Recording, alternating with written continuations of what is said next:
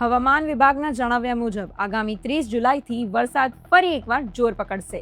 ઉત્તર ગુજરાત, મધ્ય ગુજરાત અને દક્ષિણ ગુજરાતના અનેક જિલ્લાઓમાં ભારેથી અતિભારે વરસાદ વરસશે. કારણ એ છે કે હાલમાં રાજ્યમાં એક સાથે ચાર હવામાન સિસ્ટમ સક્રિય બન્યા છે. તે 4 સિસ્ટમ છે deep depression, monsoon trough, upper air cyclonic circulation અને વેસ્ટર્ન ડિસ્ટર્બન્સ. આ 4 સિસ્ટમના સંયુક્ત પ્રભાવને કારણે ગુજરાતમાં વરસાદનું જોર વધી રહ્યું છે. હવામાન વિભાગે 30 જુલાઈ માટે સુરત સહિત 7 જિલ્લાઓમાં ઓરેન્જ એલર્ટ જારી કર્યું છે, જ્યારે 31 જુલાઈએ સ્થિતિ વધુ ગંભીર બની શકે છે. આ દિવસે અમદાવાદ, આણંદ, વડોદરા, સુરત, ભરૂચ, ડાંગ, નર્મદા અને તાપી સહિતના 8 જિલ્લાઓમાં ભારે વરસાદના કારણે રેડ એલર્ટ જારી કરવામાં આવ્યું છે. તે ઉપરાંત રાજકોટ, ભાવનગર સહિતના 12 જિલ્લાઓમાં પણ ભારે વરસાદની આગાહી કરવામાં આવી. 28 જુલાઈની સવારે 6 વાગ્યાથી સાંજે 4 વાગ્યા સુધી રાજ્યના 38 તાલુકાઓમાં ભારે વરસાદ નોંધાયો છે. સૌથી વધુ વરસાદ દાહોદની સંજેલીમાં 1.38 ઇંચ, ત્યારબાદ સિંગવણમાં 1.06 ઇંચ, જ્યારે મહીસાગરના લુણાવાડામાં 1 ઇંચ વરસાદ નોંધાયો છે.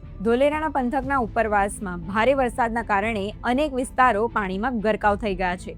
હવામાન વિભાગે લોકોને બિનજરૂરી મુસાફરી ટાળવાની સલાહ આપી છે. નદી, નાળા અને નીચાણવાળા વિસ્તારમાં રહેતા લોકોને ખાસ સાવચેતી રાખવી, સ્થાનિક તંત્રની સૂચનાઓનું પાલન કરવું અને હવામાન અપડેટ પર સતત નજર રાખવી જરૂરી છે.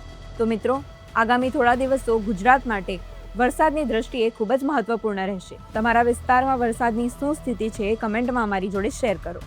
સુરત સહિત દેશ દુનિયાની આવી જ અપડેટ માટે કેમ છો સુરતના ચેનલને સબસ્ક્રાઇબ કરો. આ વિડીયોને લાઇક કરો અને બને તેટલું શેર કરો. ધન્યવાદ.